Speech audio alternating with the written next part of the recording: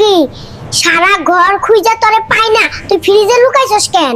সারা জীবন AC রুমে থেকে বড় হইছি, আর ফোনের ঘরে আইসা ফ্যানটাও ঠিক মতো ঘুরে না। তুই এসি না কিনা পর্যন্ত আমি ফ্রিজের ভিতরেই থাকি। পুংটিটা তুই আজকেও খাইয়া ফেলাইলি। আমার পছন্দের জিনিস তুই ইচ্ছা করে খাইয়া ফেলাস। ম্যাডাম, বিল এসেছে 2 লক্ষ টাকা। সমস্যা নেই, এই নিন কার্ড। আমার এত বড় ক্ষতি করলি, তুই আমার কার্ড থেকে 2 লাখ টাকা মাইরা দিছিস। আজ এইটা কথা কইবি না, টাকা ব্যাংক দিছে, সেই টাকা দিয়ে আমি শপিং করছি। তুই ব্যাংক রে ধর। একটা চিকেন কেন আর একটা কি আনতে আনতেই খাইয়া ফেলাইছো? ওই একদম বাজে কথা কইবি না, আমার টাকা নেই তাই একটা কিনছি, দুইজন ভাগ করে খামু। খাইলে খা, না খাইলে খাই।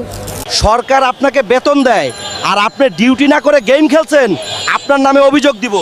চাইপা যাও, না তো মুরগি চুরির মামলা দিয়া ডিম থেরাপি দিব।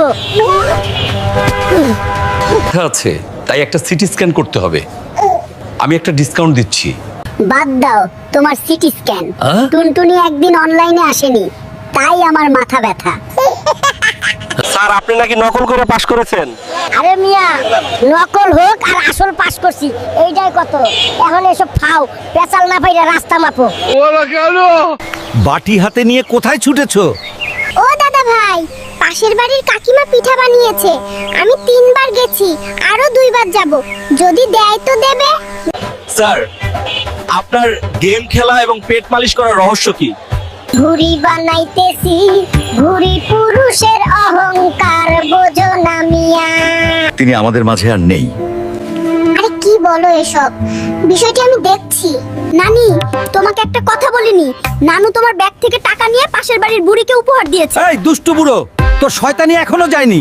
ডাক্তার সাহেব, ওষুধে কাজ হবে তো? অবশ্যই হবে, কিছুদিনের মধ্যেই ঠিক হয়ে যাবে। ওকে, তাহলে চললাম।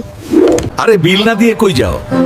যেহেতু কিছুদিন পর সারবে, তাই কিছুদিন পরেই দিয়ে যাব। মিস্টার, আজও কি আপনার পেটে সমস্যা? 10 মিনিটে অফিসে না আসলে আপনার আর আশা লাগবে না। রাস্তায় হঠাৎ গাড়ি পল্টি খেয়েছে, এখন হেঁটেই রওনা দিয়েছি।